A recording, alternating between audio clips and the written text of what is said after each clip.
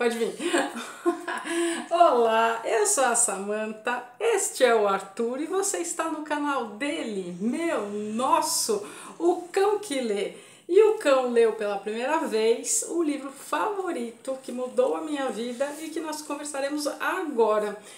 Um livro chamado Jaulas Vazias, do filósofo Tom Regan.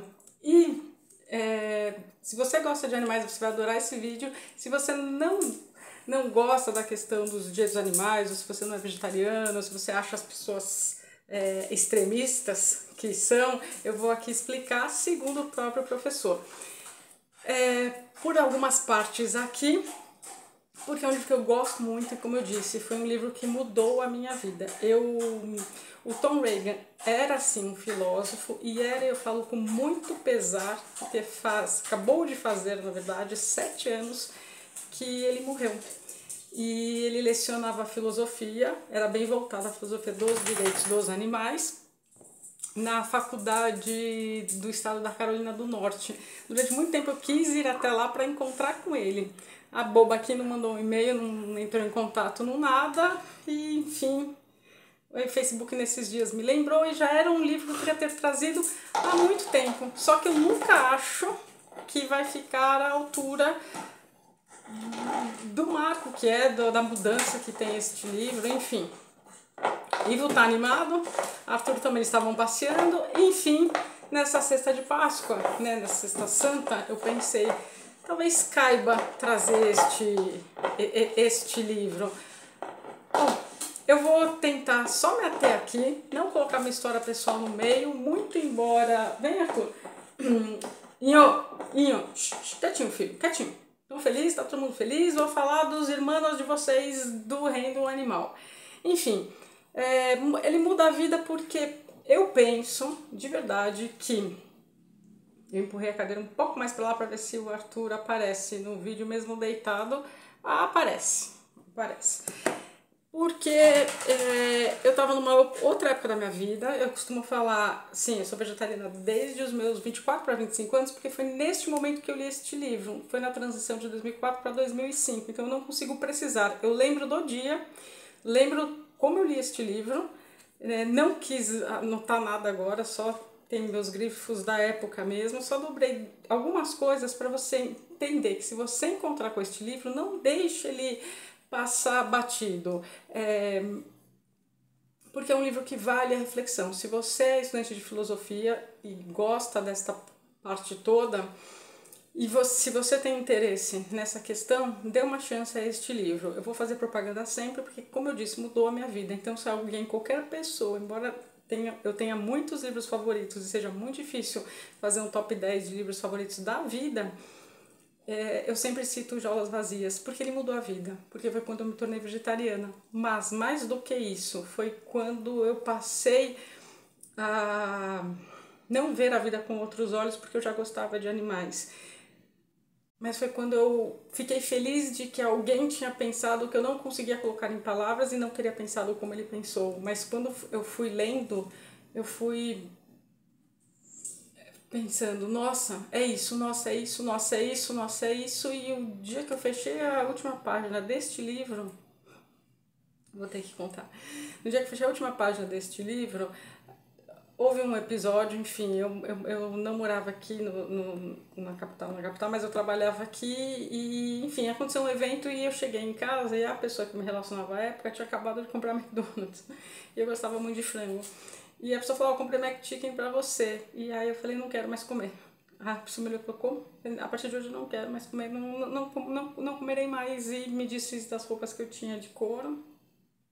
Só fiquei com as de couro falso e me desfiz. E aí essa pessoa falou, mas o que aconteceu? E sabia que eu estava lendo este livro, falou, posso ler também? Bom, na semana seguinte aconteceu o mesmo com esta pessoa e aí também virou vegetariano. Então eu já sei, né? Porque, enfim, quantos anos se passaram aí na vida. Bom, mas vamos lá ao que importa. Como que ele separou o livro e aqui ele conta um pouco também dessa história dele.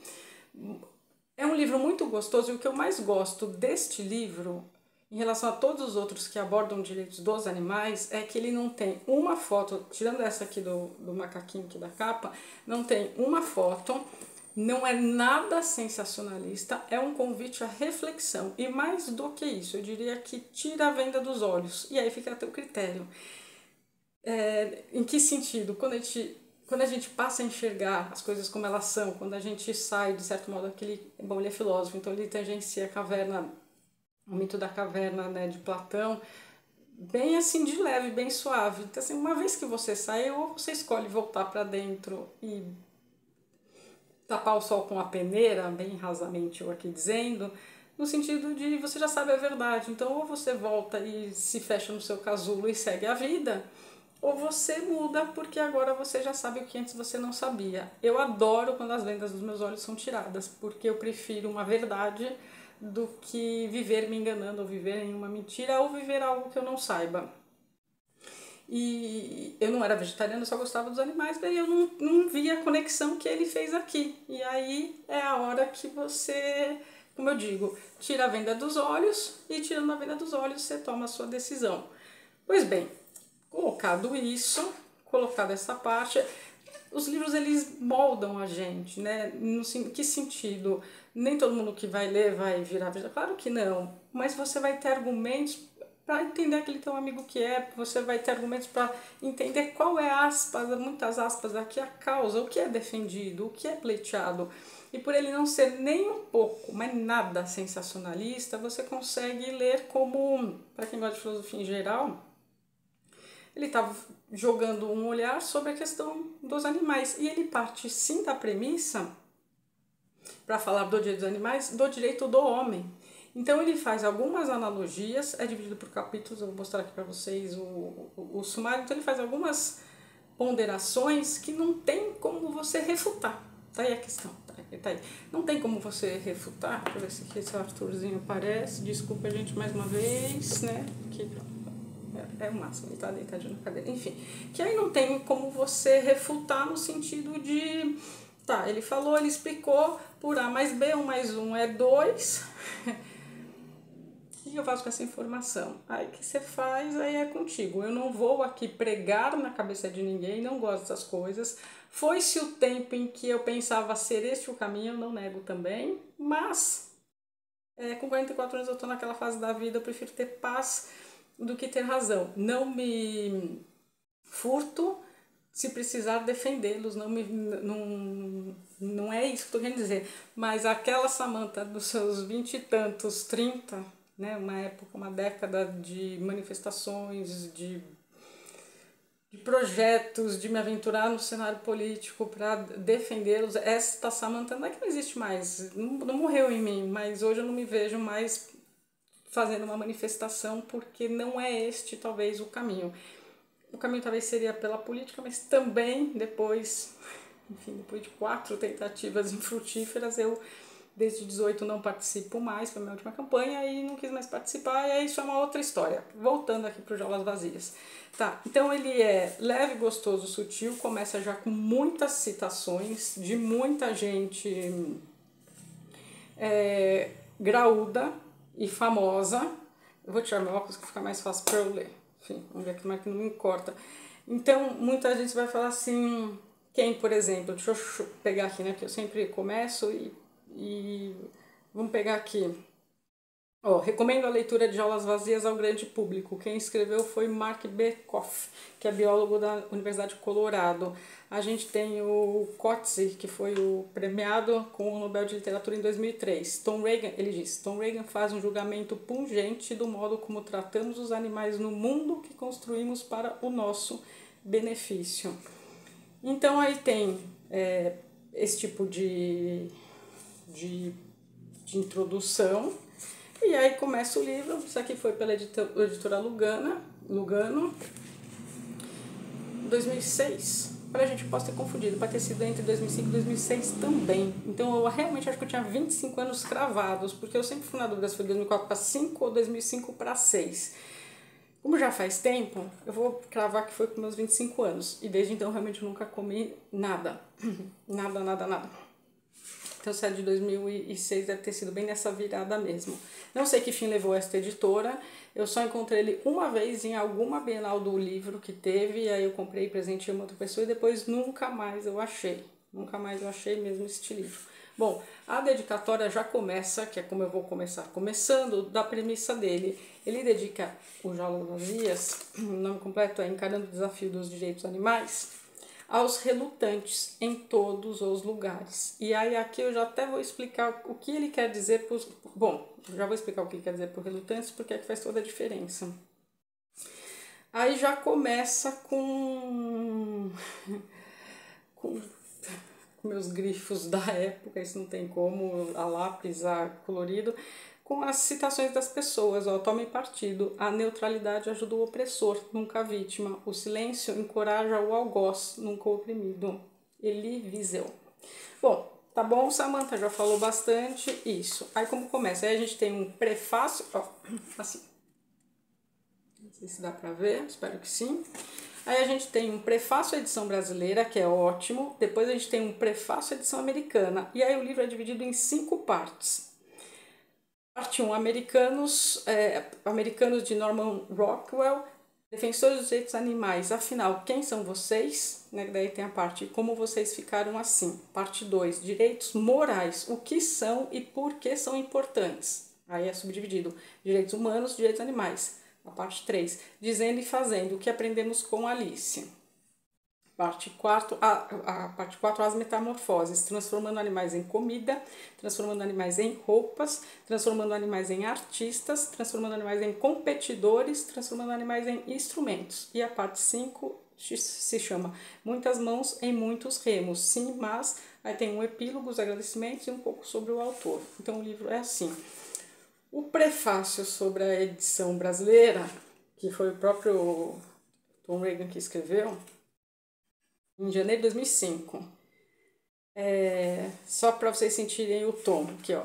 Assim como outros países, o Brasil oferece muito pouca proteção aos animais. Por incrível que pareça, a resposta esmagadora à superpopulação de animais domésticos é a matança, frequentemente usando gases letais, os encontrados nas ruas sem dono. Cada vez mais, os animais de criação são mantidos em condições desumanas, onde não podem sequer se mover. Sem parar, os rodeios acontecem, alheios ao sofrimento e à privação aos quais os animais são submetidos. De maneira alarmante, os animais continuam a sofrer os piores tipos de abuso físico e psicológico, tudo em nome da pesquisa científica.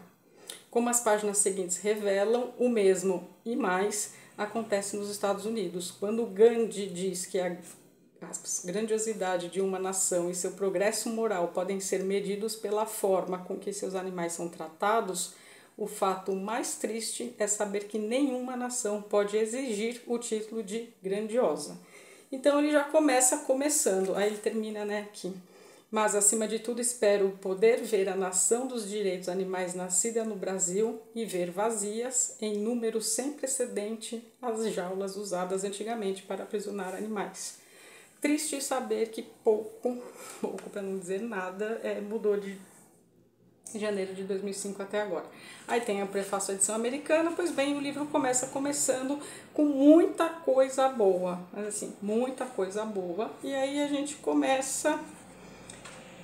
começando, eu não quero também aqui fazer sensacionalismo, eu só quero mostrar os pontos principais que ele enumerou, por assim dizer, que dá nossa, deixa eu pensar sobre isso. Então, eu não vou ficar lendo trechos, porque o tom não é de aula de filosofia, o tom é como se você estivesse conversando com ele e ele estivesse te contando da onde ele teve essas ideias, numa conversa informal, séria pelo assunto, mas não séria de termos difíceis, nada disso. É só algo que, poxa, não tinha pensado. Então, se você tiver o coração aberto a ouvir, é um livro extremamente agradável. Ele é triste no sentido em que ele vai constatando, ele faz te levar constatando, seja a gente aqui no Brasil ou ele estadunidense que era, ou qualquer outro lugar do mundo, de como as coisas estão tão assim, né? Enfim, continuam assim. Bom, uma parte aqui interessante então que eu vou dar o tom. O capítulo, dentro do prólogo ainda, ele chamou assim, defensores dos direitos animais, e guardem essa sigla que ele usa muito, DDAs. Ó, o que nós queremos, o que nós queremos é mais simples, só queremos que as pessoas parem de fazer coisas terríveis com eles, os animais. Porque os DDAs, os defensores dos direitos animais, pensam assim? O que explica as nossas crenças e valores? Não dá para falar em nome de todos com uma única resposta. É como eu adoro filósofo, né, gente? Porque daí não tem coisa nunca absoluta, não tem uma verdade absoluta. A gente vai conversando, enfim, vou manter aqui o tom. Então ele mesmo vai se perguntando, por que os DDAs pensam assim? O que explica nossas crenças, que ele também se inclui, e valores, e bom, eu também. Não dá para falar em nome de todos com uma única resposta. Os ativistas fazem caminhos diferentes para chegar ao mesmo destino. Para as pessoas que não são ativistas dos direitos dos animais, é importante aprender algo sobre nós. Isso aumenta a chance de termos discussões educadas. Por isso vou contar um pouco sobre a minha jornada e a jornada de outros. E aí ele fala, olha que interessante o trechinho da vida dele para vocês entenderem quem é Tom Reagan. Meu trajeto teve uma guinada curiosa. Uma das razões pelas quais me tornei um DDA é que estudei filosofia. Meus professores me ensinaram a valorizar nas outras pessoas o pensamento equilibrado, lógico, claro e rigoroso. Também me desafiaram. E como? A elevar meus próprios pensamentos a esse padrão superior.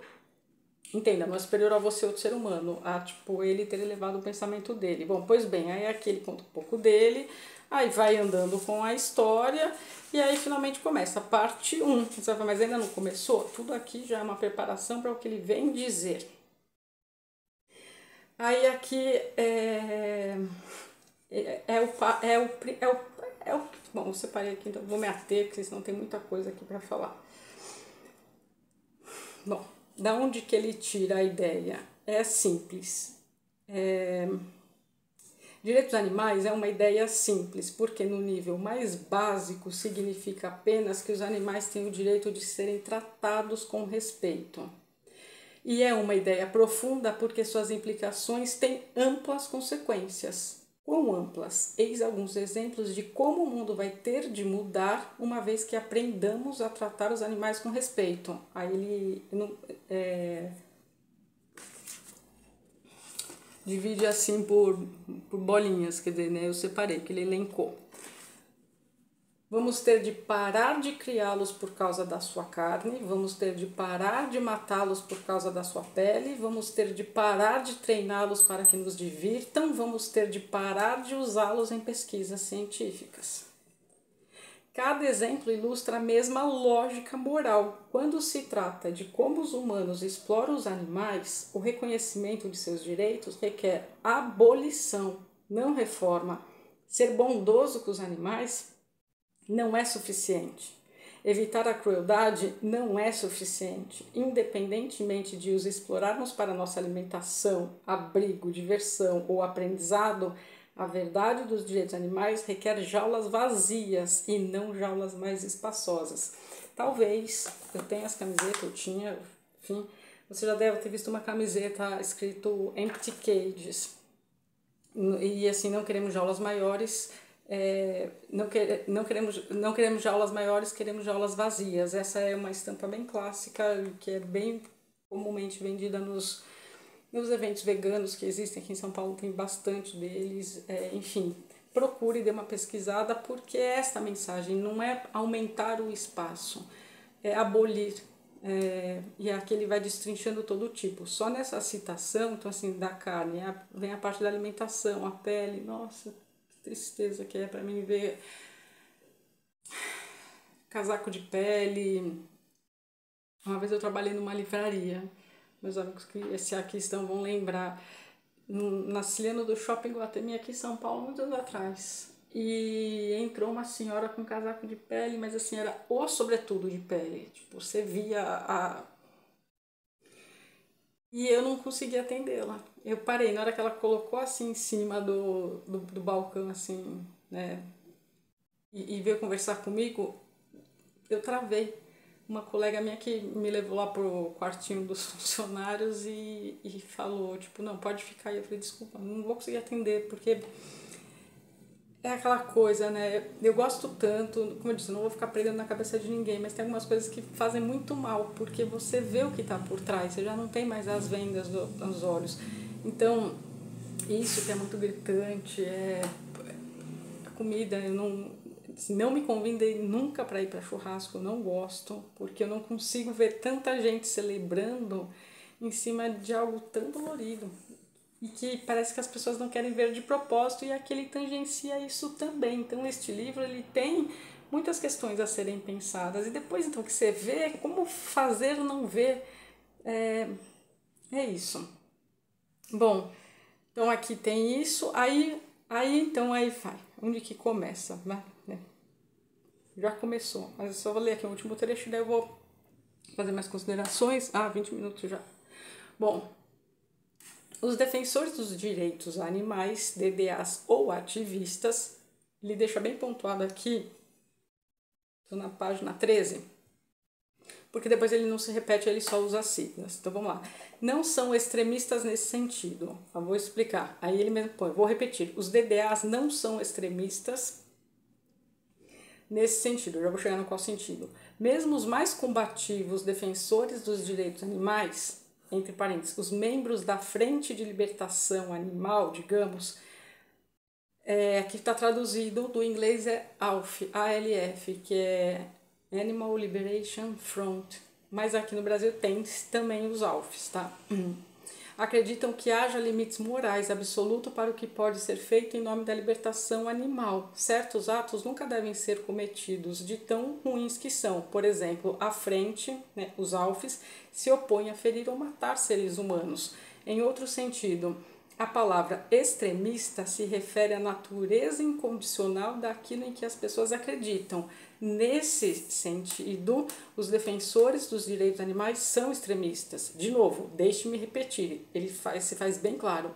Os DDAs realmente são extremistas neste sentido. Eles realmente acreditam que é errado treinar animais selvagens a representar atos para o entretenimento humano, por exemplo. Mas, neste sentido, todo mundo é extremista. Por quê?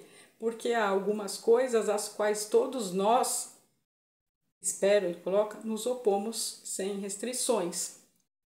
Por exemplo, todos que estão lendo essas palavras são extremistas quando se trata de estupro. Somos contra o estupro o tempo todo. Cada um de nós é extremista quando se trata de abuso infantil. Somos contra o abuso infantil o tempo todo. De fato, todos nós somos extremistas quando se trata de crueldade com os animais. Nunca somos a favor disso. A verdade pura e simples é que pontos de vista extremistas são, às vezes, pontos de vista corretos. Então, a questão a ser examinada não é se os DDAs são extremistas. A questão é, eles estão certos? Como veremos, esta pergunta quase nunca é feita, e menos ainda respondida adequadamente. Uma conspiração entre a mídia e alguns fortes interesses, sim, carregam disso. Então, né? Já vou falar, deixa eu só terminar aqui o que mais que eu tinha separado para colocar. E aí ele faz muito bonito, que daí ele deu um nome, né? Porque ele bate bastante na tecla da moral, da moralidade. Ele coloca aqui assim, ó. E ele repete invariavelmente aqui de novo. Eu já estou na página 75, ó. A tarefa que os DDAs têm diante de si é assombrosa. Temos de esvaziar as jaulas, não deixá-las maiores. Aí, o que acontece? Ele coloca assim, ó, o mesmo vale quando as vítimas são animais não humanos. Temos o dever de intervir em seu nome, o dever de nos manifestar em sua defesa. Nós devemos assistência a essas vítimas animais. A ajuda é algo que lhes é devido, não algo que seria super legal da nossa parte lhes dar. A própria falta de habilidade delas para defender seus direitos torna ainda maior e não menor o nosso dever de ajudá-las. Isso. E, para daí não ficar solto, vou fazer aqui o correlato que ele mesmo fez, deixa eu ver aqui se isso parece certo, com Darwin. Aqui, ó. Porque ele está falando, né, dos animais não humanos, que não somos nós, mas que são, né, os animais. Aqui eu até marquei, preciso desse livro. Eu tenho Animal Rights, mas aqui tem um livro chamado Animal Rights, Human Wrongs. Uma introdução à filosofia moral. Não tenho esse livro. Bom, o modo como nós argumentamos em favor dos direitos dos animais não nos compromete pela lógica a advogar pelo direito das alcachofras. E aqui está uma parte que é o pessoal não raro não entende. Defendem os bichos, mas e a planta, e a alcachofra, e a cenoura, e a batata.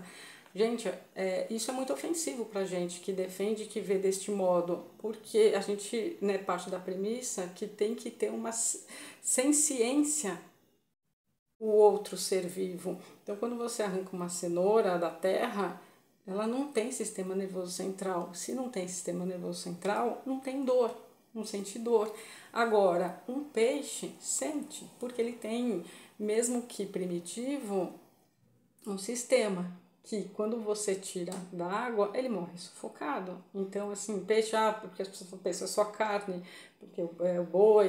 Não, são todos, porque eles têm a percepção, aqui ele cita muito bem Darwin, e até eu fiz uma resenha, nem ficou tão boa, da expressão dos direitos nos homens e da expressão das emoções dos homens e dos animais, do Darwin. Ele faz esse comparativo, postulando que os animais também sentem medo, sentem dor, sentem.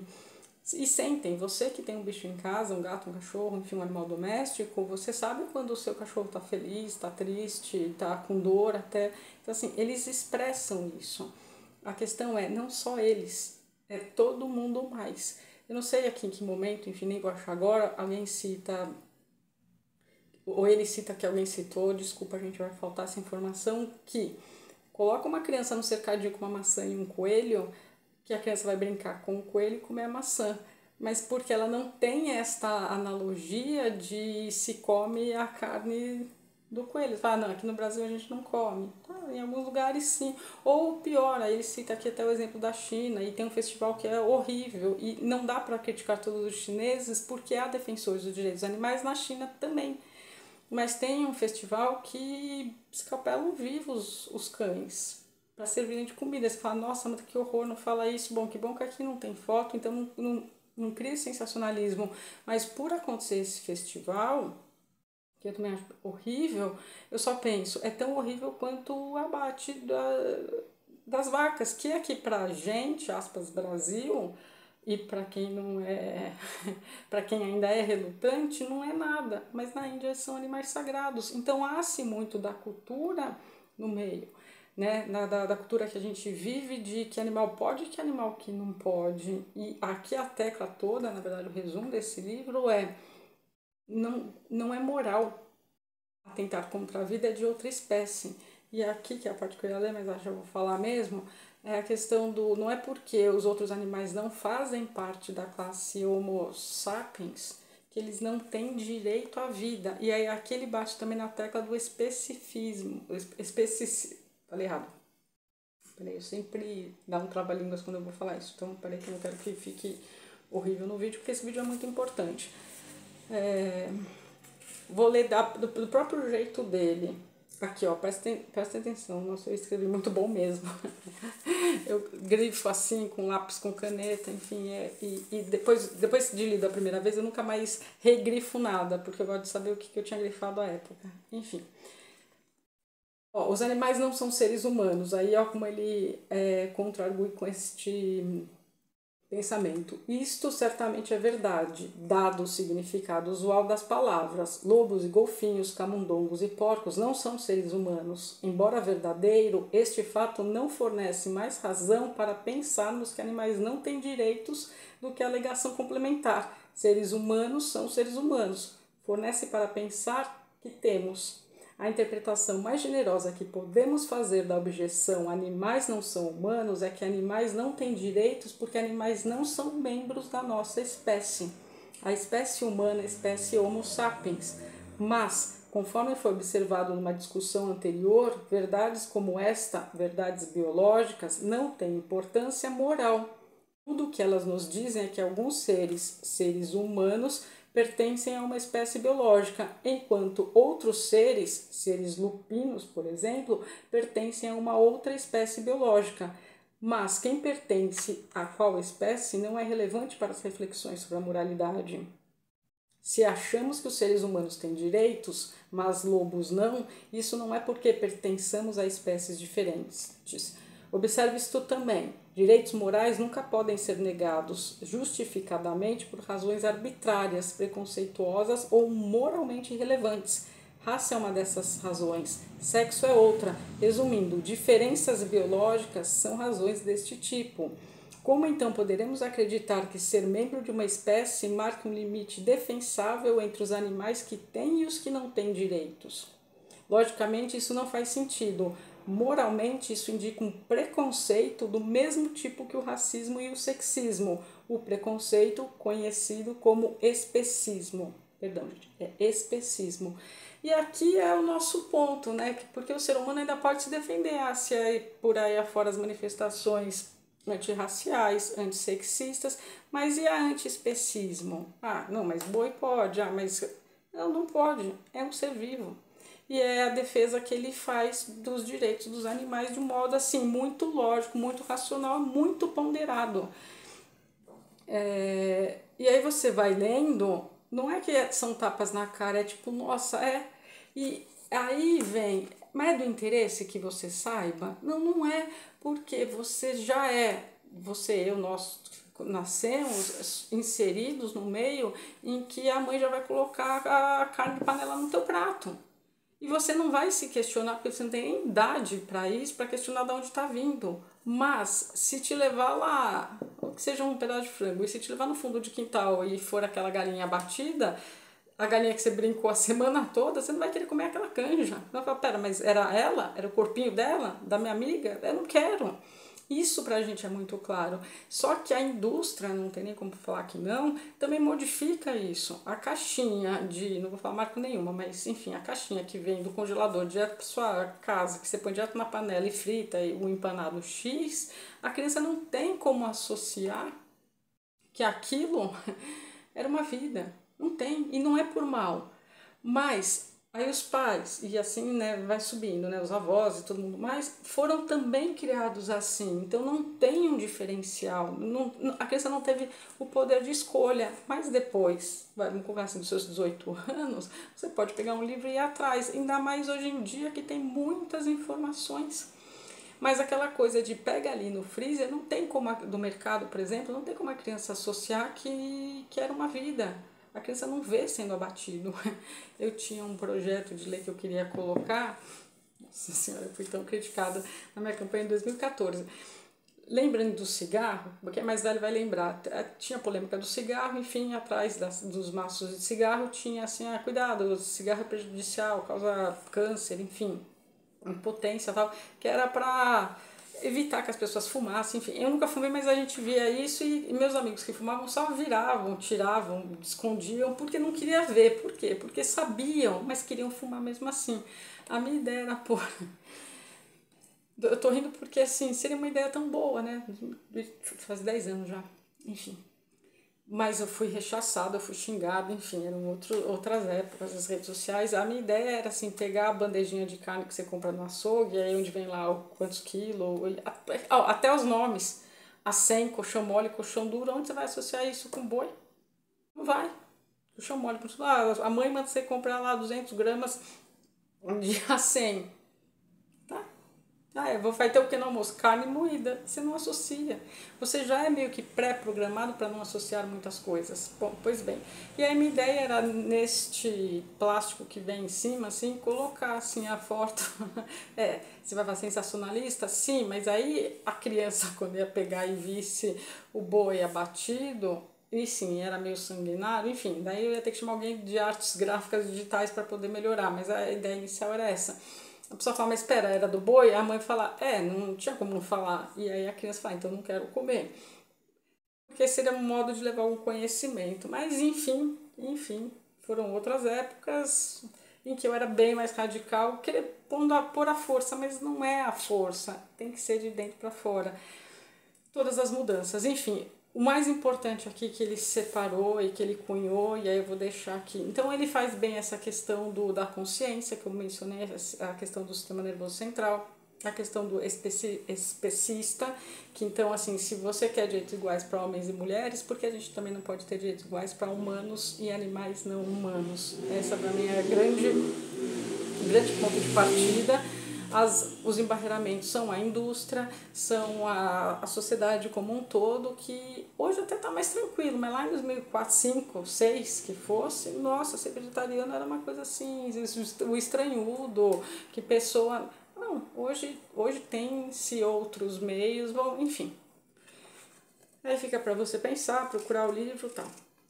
Aqui, bom, aqui onde que eu separei a questão do Darwin, mas acho que eu já falei, então eu vou pular.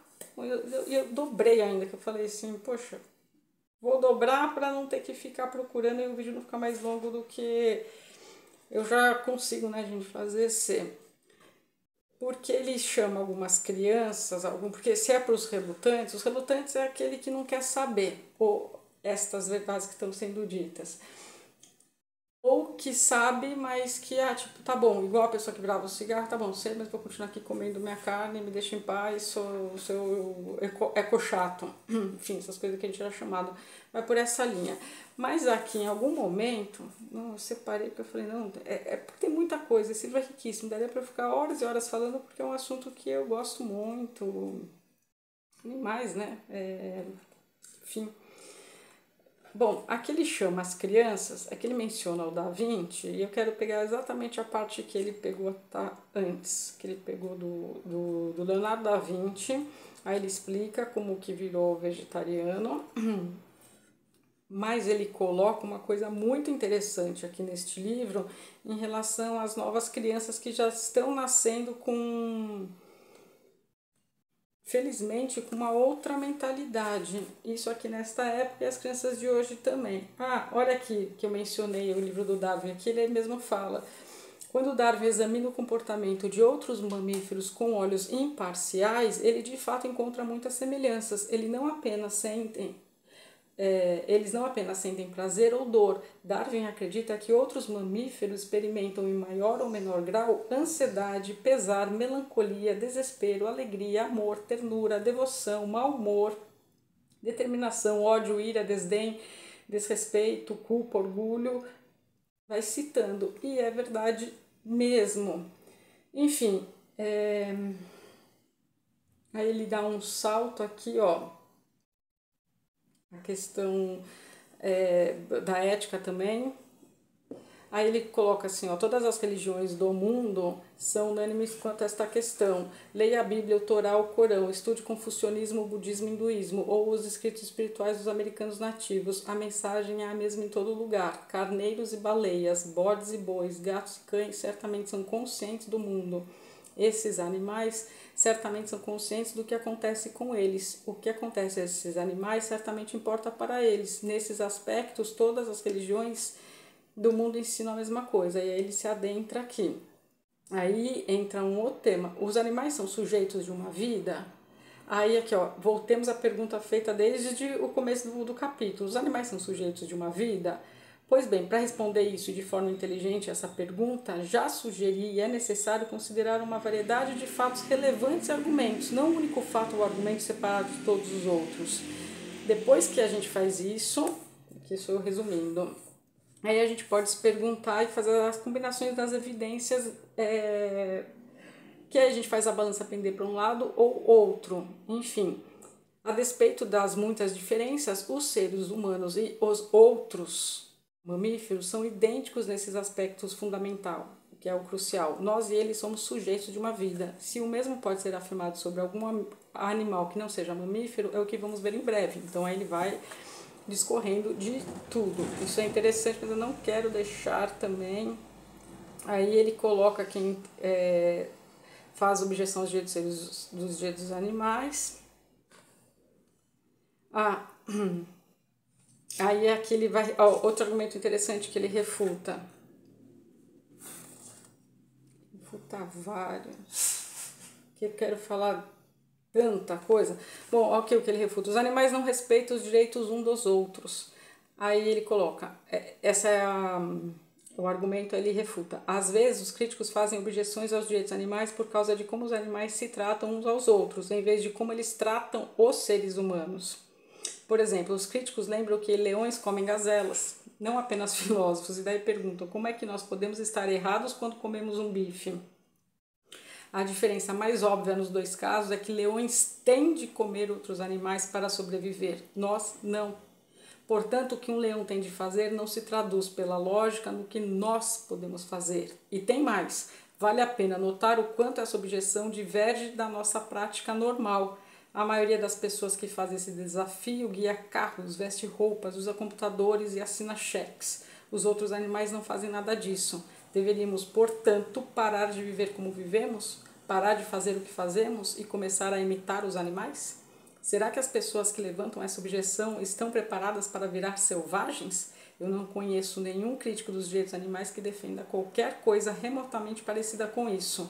Por que então colocar o que os animais carnívoros comem numa categoria única, como sendo a única coisa feita por eles que nós deveríamos imitar? Sem exceção, toda vez que fiz essa pergunta, nenhuma resposta convincente me foi dada.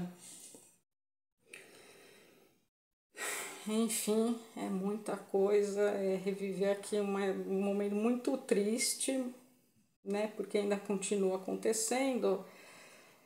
Bom, realmente eu separei, eu vou terminar o vídeo e vou falar, poxa, por que eu não achei a outra parte? Bom, tem uma parte aqui, então eu vou falar sem ler mesmo da parte dele. Tem uma parte aqui que ele faz a seguinte comparação, ele chama as crianças de Leonardo da Vinci, vincinianas, que eu só não quero trocar então este nome porque é muito importante, que são, achei, que bom, aqui, achei. Eu chamo a essas crianças de vincianas por causa de Leonardo da Vinci, que nasceu em 1452 e morreu em 1519, o maior cérebro da Renascença italiana. Famoso por alguns dos mais magníficos quadros do mundo, incluindo A Última Ceia e Mona Lisa, e reconhecido pela vasta abrangência de seu intelecto, que compreendia todo o conhecimento da sua época, da anatomia à astronomia, da matemática à história natural. Menos conhecido, mas altamente relevante no presente contexto, era o amor natural de Leonardo da Vinci pelos animais. Leonardo ataca a vaidade humana com as seguintes palavras, aspas, rei dos animais é como o humano descreve a si mesmo. Eu te chamaria de rei das bestas, sendo tu a maior de todas, porque as ajudas só para que elas te deem seus filhos, para o bem da tua goela, a qual transformaste num túmulo para todos os animais. Nosso estômago, um túmulo. Aí fecha aspas. Uma imagem impressionante para dizer o mínimo. Aí ele continua, eu repudio o uso da carne desde que era criança, e chegará o dia em que os homens como eu julgarão o assassinato dos animais do mesmo modo como eles julgam hoje o assassinato dos homens. Muito bem, aí ele colocou essas crianças vincianas, que são crianças que já nasceram com esta consciência animal de Leonardo, que a consciência animal de Leonardo se estendia para além da sua aversão à carne. Ele era seriamente interessado em entender o voo. Seus cadernos contêm desenhos de helicópteros rudimentares, por exemplo, e não podia suportar a visão de pássaros em cativeiro. Conta-se que em muitas ocasiões ele comprava pássaros, retirava-os da gaiola e então a gente imagina que ele os segurasse com a maior delicadeza, os libertava. Não há muitos defensores dos direitos animais que sejam vincianos, pelo menos é o que outros ativistas me dizem. A maioria de nós não tem a empatia e a harmonia dos vincianos. Não tem, parece seu desejo inato de ajudar e proteger. Para a maioria de nós, nossa compreensão inicial sobre os animais é herdada. Devidamente aculturados, nós internalizamos sem críticas o paradigma cultural. Que era aquilo que eu estava falando. Enfim, aí olhem esta foto que é clássica dos livros de psicologia, mas apareceu aqui. O que você vê primeiro? Ou o que você enxerga? Pois bem, vou eu aqui estragar as aulas da psicologia de percepção. Tem dois rostos se você olhar o fundo, que é o preto. E se você olhar a figura, a gente chama de figura e fundo. Figura é o que está no plano principal. Figura aqui em branco é uma taça, um cálice. E fundo a imagem que está em preto. Você vê dois rostos. Agora que eu falei, você consegue enxergar bem. Enfim, isso aqui é bastante usado em psicologia, que chama psicologia da percepção até. E aí, logo após essa menção que ele fez, é a percepção que a gente tem. Você pode só olhar a figura e o fundo, e nunca ver o fundo. E você pode só ver o fundo sem nunca ver a figura. Quando alguém te mostra, você consegue enxergar os dois. Quando ele menciona essas crianças vincianas, que já estão tendo uma moralidade um pouco maior e questionam, há uns anos atrás eu estava num jantar que tinha uma criança e fizeram uma lasanha para mim só sem presunto. Ó, presunto.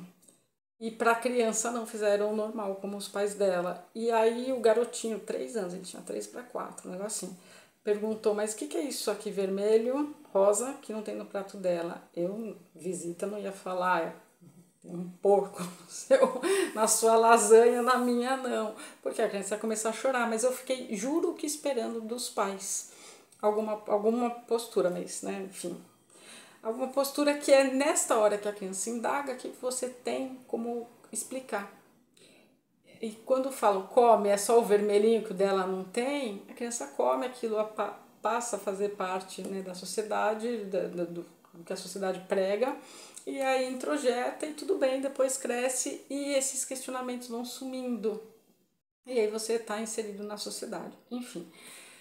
O que falar de Tom Regan, que trouxe esse belíssimo exemplar, também outro livro pouquíssimo falado, de pouquíssimo alcance, pouca divulgação. É um livro que me emociona muito, pela história, pelo como ele conta, pelo como ele coloca, por eu gostar muito, por ter tangenciado minha vida, por ter mudado a minha vida, não tem como. Então, que dizer, né, de Aulas Vazias, eu já li bastante coisa, li alguns trechos, tem muito mais. Então ele bate nessa tecla da moral, que eu gosto muito. Eu cansei de participar de manifestações na esperança de que no futuro, e talvez a gente nem esteja aqui, no próximo século, mais daqui a 100 anos, de que as crianças vão abrir os livros de história e vão falar, mas se comiam os animais, mas se matavam para o nosso entretenimento, que é uma coisa que não me desce. Tem aqui o fiz da Kastianka, o conto do Tchekov, não quis dar spoiler, mas enfim, jaula é uma coisa assim, você tolher a liberdade do outro, no caso um outro que é inocente, porque o que o animal fez? A gente parte do pressuposto de que quem está preso cometeu um ato não legal.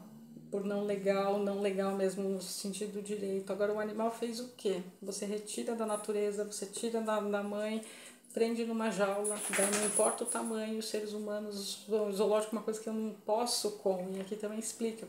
Vamos lá para ver. E isso em criança é tão claro, teve uma manifestação, acho que no zoológico do Taboão foi, enfim, nenhum zoológico. E aí ele... a criança, os pais estavam longe, eu também não fico pregando na cabeça de criança nenhuma, vem neném. E aí você vai derrubar os livros, mas pode vir. Posso vir? Pode. Você é o cão que lê, nós estamos falando dos seus direitos. E aí a criança estava olhando, a gente estava olhando um pássaro, e eu estava assim, olhando os olhos, vendo assim a tristeza de um pássaro que pode alçar voos assim que a gente não pode, porque a gente tem que construir aviões, a gente tem que construir helicópteros, a gente tem que construir outros meios porque nós não voamos, né? Enfim, dá margem a outras questões psicanalíticas de interpretação. Peraí, neném, peraí. Eu quero que você apareça ainda mais neste vídeo, mas calma que eu vou precisar organizar melhor. E aí a criança falou assim... Os pais estavam mais longe, a criança estava olhou pra mim e falou assim, que bonito, né? Aí eu fiquei quieta, né? Tipo, vamos ver o que a criança vai falar. E aí a criança pegou o celular e falou, vou tirar uma foto. Peraí, Arthur, peraí, agora não, né? Porque você bebeu água, vai dar uma gorfada na mãe, é um 2. E aí a criança falou, bonito, né? Não sei o que. Aí eu tava, né, olhando, respeitando, esperando os pais virem, e aí eu perguntei, você acha? Acho, as cores, tal, tudo. Pra ver se a criança ia falar alguma coisa, né, do estar preso. E era uma menininha de 8, 9 anos. Isso já tem também uns quase 10 anos. E aí ela falou, manter aquele desses, né? Aí ela não falou nada, e aí eu tava olhando, aí os pais chamaram, ela, peraí que eu vou tirar uma foto, aí ela tirou, aí pediu pra eu tirar uma foto dela também, enfim, com fundo assim da ave. E aí eu não lembro como foi, mas ela disse algo assim, ah, amanhã eu tenho escola, daí amanhã eles soltam, né? Aí eu fiquei assim, como? Ah, não, porque assim, amanhã eu vou pra escola, então aí amanhã soltam. E aí quando chegar o domingo, acho que é domingo, um sábado, algo assim, mas ela quis dizer quando chega o final de semana, aí eles põem aqui pra gente ver. Aí os pais chamaram aí ela, tchau, tchau. Aí eu fiquei pensando, pera, olha o pensamento desta criança. Na cabeça dela, esses animais ficam soltos, não ficam presos. Ela não tem como saber disso. Também nem iria explicar, não é esse o ponto. Mas na cabeça dela eles ficam soltos. E aí são presos, tal qual ela fica solta, no sentido, ah, final de semana meus pais vão me levar para passear. E aí eu vou ver. E depois soltam. Ela não tem a percepção e não conseguiu ter, não vou dizer sensibilidade ou delicadeza, porque ela era uma criança só, mas de ver a tristeza no olhar de quem, tipo, tá, minha vida é essa. E pra mim, eu ainda bati mais nessa tecla ainda depois da pandemia, que não teve uma pessoa daquelas que ficou o tempo inteiro dentro de casa. Eu falo isso porque eu não fiquei o tempo inteiro dentro de casa, porque eu atendia no consultório dos profissionais de saúde, então eu podia sair de casa, então eu não fiquei o tempo todo dentro de casa. Mas no consultório, não raro, os pacientes que conseguiam ir, que podiam ir pelos afazeres, enfim, deles, era assim, nossa, hoje é meu dia de passeio. Não o consultório como sendo passeio, mas como ninguém tá vindo para canto nenhum, tá tudo fechado, é tipo, ah, então é o dia que eu posso vir e sair de casa, né? Então, sim, se foi tão difícil para tantas pessoas, a escala global, ter ficado confinado, como que se confina uma vida? Como que se confina uma vida para depois abater? É que eu não quero ser sensacionalista para falar, nossa, você sabe o que é um baby beef? As pessoas nem param para pensar, não, o que é um baby beef? E se parar para pensar, não vai querer comer daquele filhotinho anêmico que foi privado de mamar o leite da mãe. E daí as coisas vão mais, né? Se puxa um pedacinho, um fio de novelho e você começa a pensar e daí você começa a se questionar. Eu hoje acredito que que verão como um holocausto animal, não tenho dúvidas disso. Morei, como eu disse, não disse, porque para não ficar mais longo, mas morei em um lugar, Sofia tá aqui anotado o nome dela, em que ela teria sido exterminada com câmara de gás. Quem fazia isso, gente? Só para pensar. Como você acaba com uma população de rua, sendo que é tão mais fácil castrá-los? E mesmo assim, quem te dá o direito? O que te dá o direito de caçar? Enfim, são tantos questionamentos. É uma coisa que para mim é de tão importância que eu não quero chorar para ser emocionada. Não é isso. E não que eu tenha vergonha aqui, eu quero que você aproveite o ensejo do dia de hoje, em que a maioria, segundo a sua religião, não comeu carne, para pensar, se não estou comendo hoje por causa de uma data. Mas por que não entrar num pensamento de... Até isso é automatizado, ah não, sexta santa ninguém come, assim... Não vou aqui falar de religião, porque daí já é muita polêmica. Dê uma chance a livros que falem de direitos dos animais. Se você encontrar este aqui do Tom Regan, Jaulas Vazias, não deixe de comprar, provavelmente você vai encontrar em sebo. Eu sempre olho em sebos para ver se ainda encontro algum exemplar. É isso, fica aí um finzinho da sexta-feira santa para você refletir acerca da alimentação, do vestuário, disso tudo que eu mencionei, desses pontos. Ah, se você é mais do visual, no YouTube tem, mas aí é pesado, tá? É bem pesado, é de pega a caixa de lenço e chora, porque é aquele sim, é pesado, mas é a realidade. Mas tem um documentário chamado Terráqueos, e não só esse, tem vários outros, tem um chamado também A Carne é Fraca, enfim, não dá para você ver aquilo e continuar igual. Tem os dos ALFs, coloca a Frente de Libertação Animal, Animal Liberation Front, e daí você vai ver também muitos movimentos. Aqui em 2013, nossa, já faz 11 anos, que tem gente aí pequena aqui, ou que quem nasceu em 2013 está hoje com 13 anos, mas teve aqui no Brasil, na cidade aqui de São Roque, aqui no interior de São Paulo. como era o nome do instituto, até esqueci o nome do instituto, mas em que tantos beagles foram resgatados porque eles eram usados para pesquisa. Aí você fala, mas isso não é bom?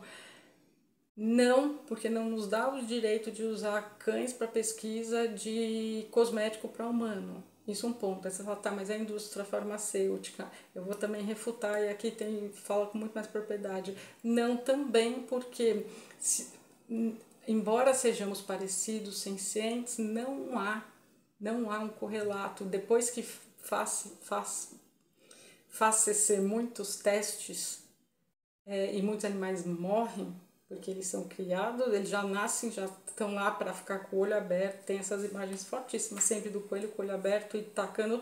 Por que o shampoo do seu bebê não arde? Porque ele já foi testado em alguma outra criança? Não, em animais. É certo isso? Eu penso que não.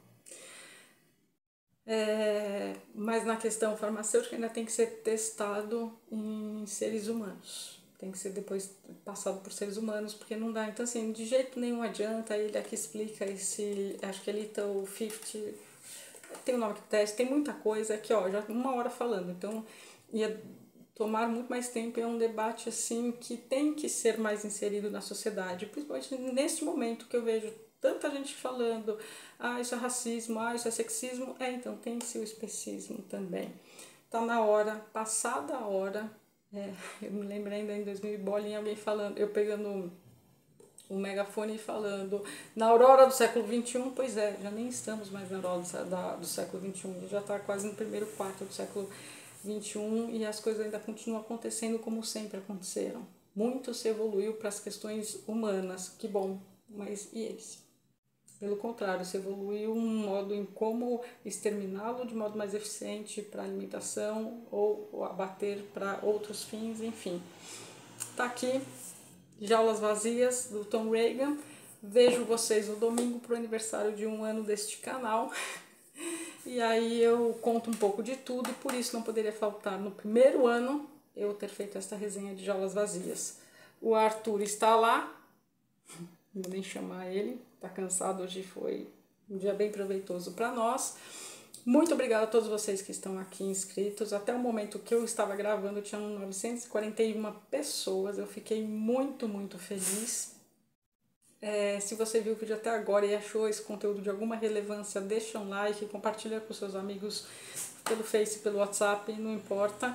E é isso, gente. Muito obrigada por todos vocês estarem aqui, porque acaba que vira uma comunidade de gente que gosta de livros e que está gostando dos livros que eu venho apresentando. Isso, filha minha, se despedir. Amigos, Arthur, você é o rei, dá um oi para seus discípulos. Mas, gente, é com muito carinho isso, tá? Mas é que, então, para mim, o rei são sempre os do outro reino, do animal. Se não um like por mim, pelo cão que leu. E se até o cão leu Jaulas Vazias, não vai você ler? Até domingo.